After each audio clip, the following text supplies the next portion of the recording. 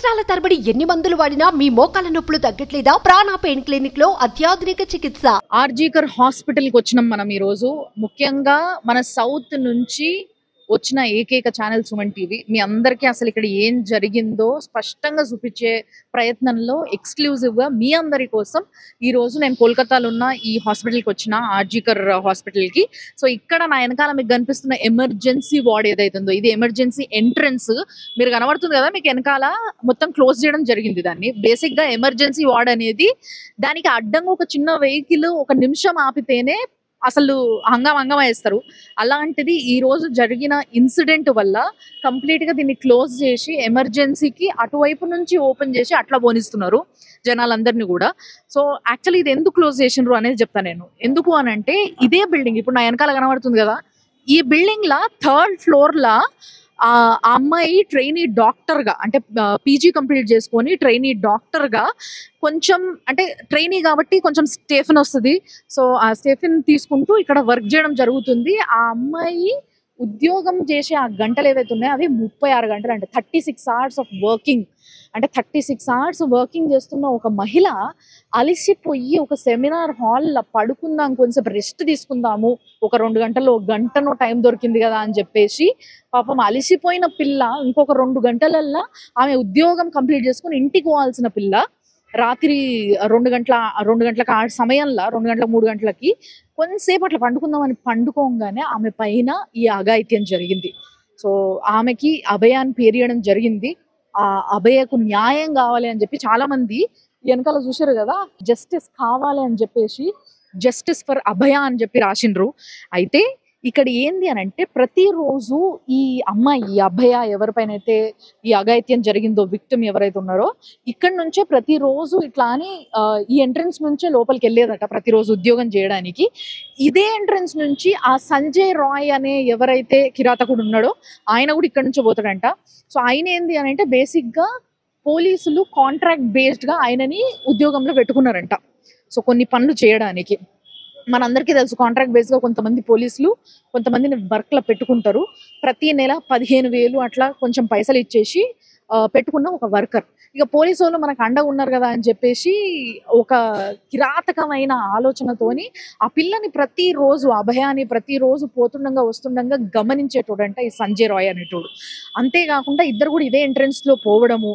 And ఇంకోటి ఏంటంటే సంజయ్ రాయ్కి ఈ హాస్పిటల్లో ప్రతి దగ్గరికి, అంటే అది మార్చురీ రూమ్ అయినా సరే, అది ఆపరేషన్ థియేటర్ అయినా సరే, ఐసీయూ అయినా సరే, ఏ వార్డ్ అయినా సరే ఎటువంటి పర్మిషన్స్ లేకుండా డైరెక్ట్గా వెళ్ళిపోయే ఒక కలుపుగోలుతనం ఉండేనంట ఆయన దగ్గర. ఎందుకంటే ఆయననే ఒక పోలీస్ లాగా ట్రీట్ చేసేటోళ్ళంట ఇక్కడ వాళ్ళందరూ కూడా.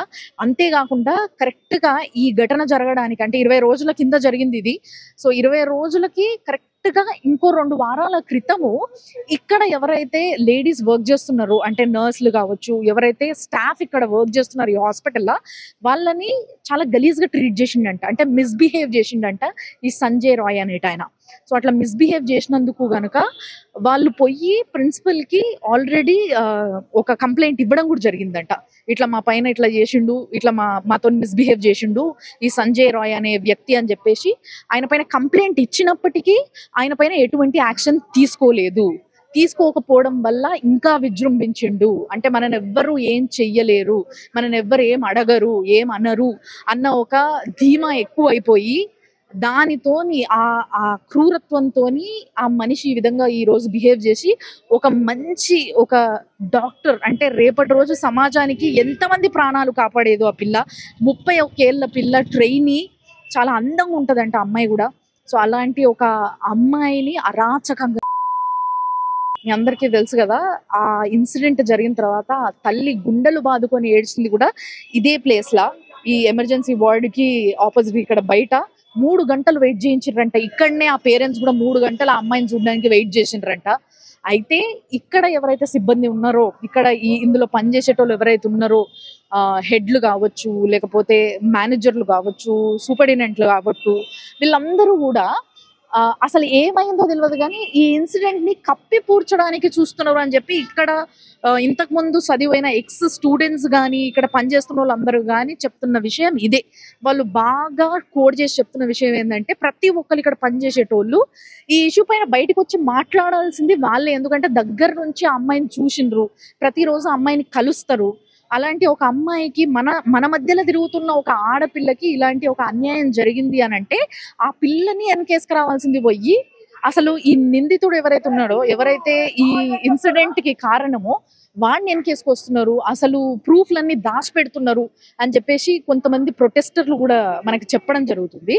అయితే ఇప్పుడు నేను వీళ్ళని అడిగి లోపల ఓనికి ట్రై చేసినా కూడా వాళ్ళు ఒకటే మాట చెప్పారు, సిబిఐకి కేసు అప్పచెప్పడం జరిగింది కాబట్టి మీరు మమ్మల్ని తప్పించుకొని లోపలికి పోయినా కూడా పైన 3rd floor లో సెమినార్ హాల్, ఇప్పుడు ఇది చూసారు కదా 3వ floor లో లైట్లు కూడా లేవు. మీరు ఇటువైపు చూస్తే ప్రతి ఫ్లోర్ లో లైట్లు ఉన్నాయి, 1st floor లో ఉన్నాయి లైట్స్, ఓన్లీ ఆ 2nd floor లో కూడా లైట్లు కనబడుతున్నాయి ఇటువైపు. కానీ ఈ 3rd floor లో మాత్రం లైట్సే లేవు. సో 3rd floor మొత్తం కూడా పోలీస్ సిబ్బంది అక్కడ కాపలా కాస్తున్నారంట, ఎవరిని రానియకుండా కంప్లీట్ గా ఆ 3rd floor ని క్లోజ్ చేయడం జరిగింది. అక్కడ పేషెంట్స్ ని కూడా రాణిస్తలేరు, స్టూడెంట్స్ ని కూడా రాణిస్తలేరు. సెమినార్ హాల్ ఉంది అంటే బేసిక్ గా స్టూడెంట్స్ అందరూ అక్కడ కొన్ని సెమినార్స్ కి పాల్గొనాల్సి వస్తుంది, బట్ అక్కడికి స్టూడెంట్స్ ని కూడా రాణిస్తలేరంట, కంప్లీట్ గా క్లోజ్ చేయడం జరిగిందంట. అండ్ ఇంకొకటి ఏంది అని అంటే ఆ పక్కనే ఒక రెనోవేషన్ వర్క్ జరుగుతుందంట.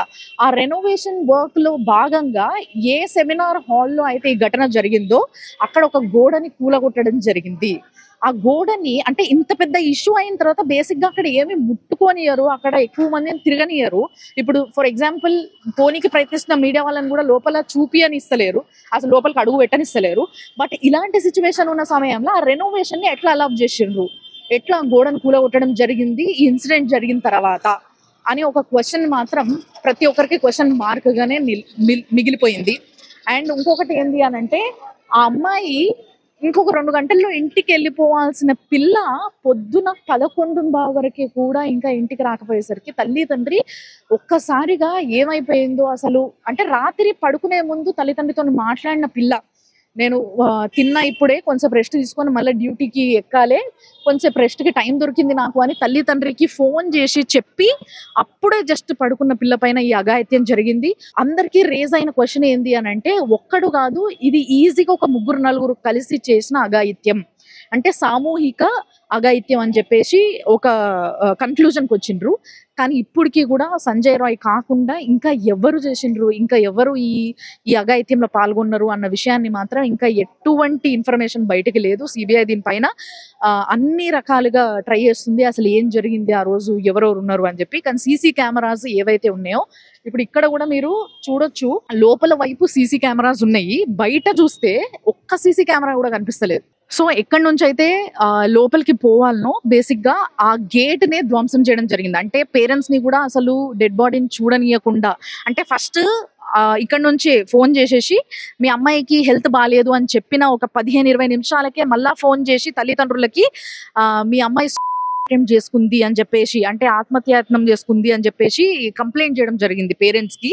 అసలు అది ఏందో అర్థం కాని తల్లిదండ్రులు ఒక్కసారిగా షాక్ లో ఉరుకొచ్చినాక ఇక్కడ ఆగిపోయి, అంటే ఇక్కడ వాళ్ళని తల్లిదండ్రులను కూడా ఇక్కడ ఆపేసి ఒక పిల్ల పాపం ఇక్కడ చదువుకొని ఒక మంచి డాక్టర్ అయిన తర్వాత ఆ పిల్ల బాడీ చూసే అధికారము హక్కు వాళ్ళకు కూడా లేదా? ఒక్కసారి కాలేజ్ లోపలికి వస్తే కాలేజ్లో ఈ విధంగా పనిచేస్తున్నాయా మన దగ్గర?